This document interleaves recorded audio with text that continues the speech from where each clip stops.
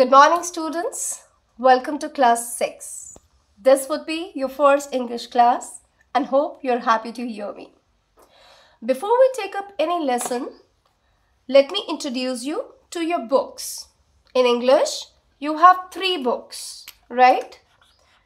They are the Supplementary Reader, A Pact with the Sun, Main Course book, Honeysuckle, and the third one is your grammar book, which I don't have. Today, we will start with the Literature Reader, lesson number 1, A Tale of Two Birds.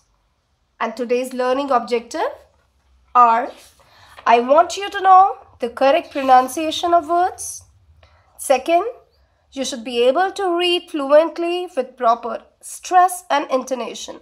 Students, intonation means the proper rise and fall in your voice. And third, after listening to the story, I would love if you understand the central idea of it. We'll be just reading for today. But before I start reading, let me tell you the setting of the story. The story is taking place in a jungle where a mother bird is living happily with 2 little birds. But a sudden heavy storm just destroyed their family. And the 2 birds just got separated. Curious? Let's begin and find out what happened to these little birds. Did they survive or not? And where did they finally reach if they survived?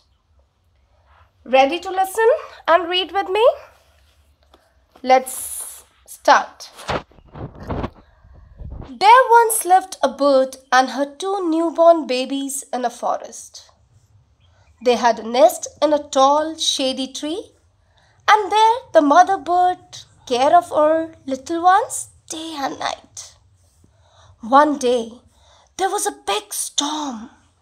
There was thunder, lightning, and rain, and the wind blew down many trees.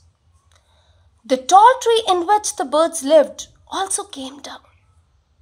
A big, heavy branch hit the nest and killed the bird. Fortunately for the baby birds, the strong wind blew them away to other side of the forest.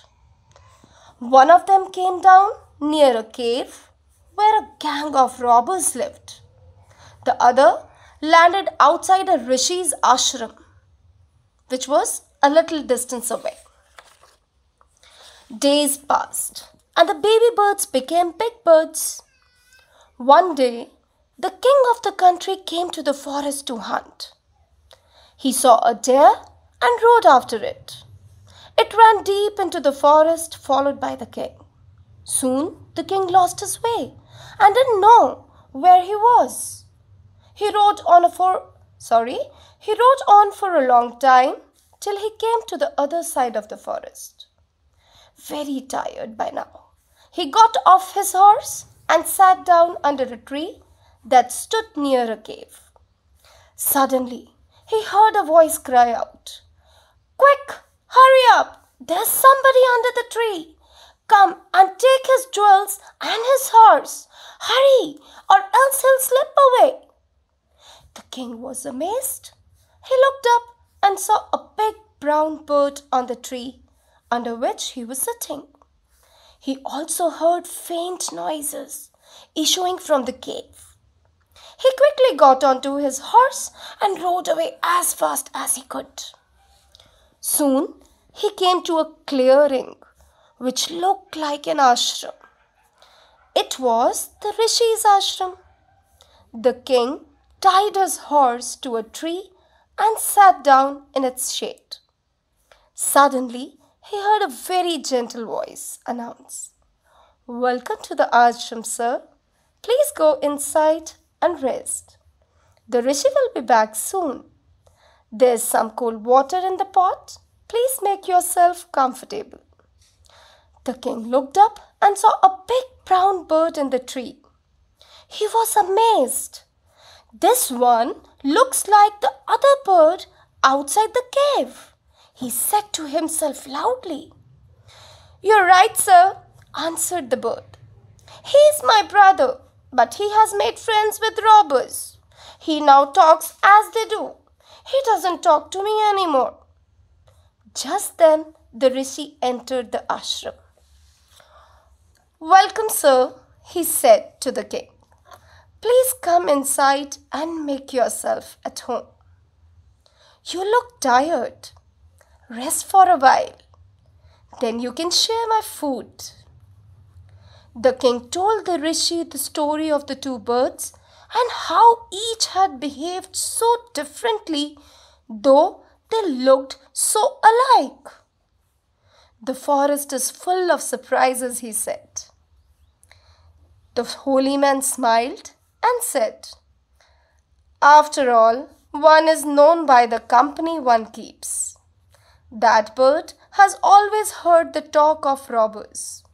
He imitates them and talks about robbing people. This one has repeated what he has always heard. He welcomes people to the ashram. Now, come inside and rest. I'll tell you more about this place and these birds. Students, that's the end of the reading session. I hope you enjoyed listening to it.